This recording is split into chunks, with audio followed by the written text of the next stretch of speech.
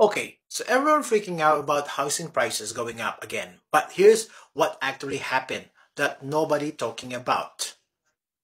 According to the latest data from Cotality, national home values jumped to 1.1% just in October.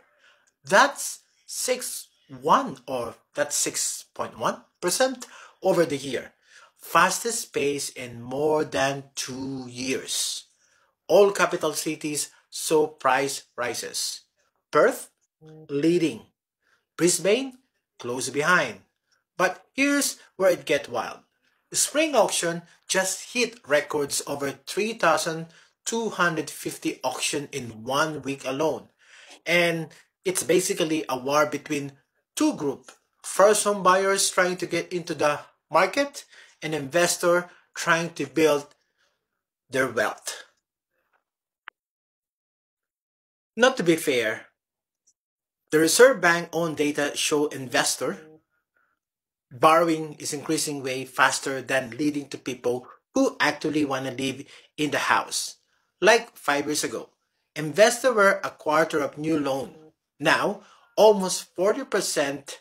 And Eliza Owen from Cotality pointed out that the gap between owner-occupier and investor mortgage rate is down to just 18 basis point. So basically, you got your first home buyer with government scheme letting them to put down just 5% deposit. Sounds great, right? Except they are competing against sophisticated investor who already own property and know how to play the game.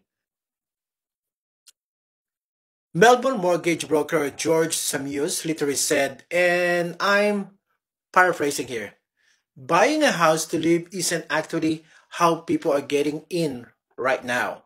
Some first home buyers are just staying with their parents and buying investment property instead to build equity. Like they're becoming investor just to break into market. The Reserve Bank's warning this could get risky.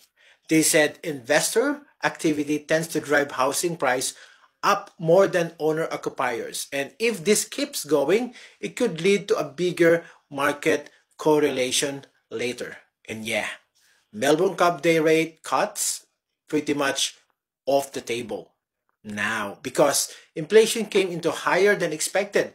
But experts still think we could see cuts in 2026. So property prices are expected to hit 6 to 7% can grow by the end of this year.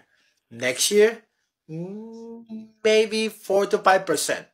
But here's that things that kind of mess up. We basically created a system where it's more viable for some people to buy home not to live in but to grow their wealth. Meanwhile, actually first home buyers who just want a place to call home are getting outbid or forced to become investor themselves. So yeah, housing prices are going up by seriously.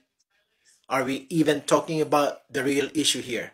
Because this story crazy and it's getting way less attention than it should.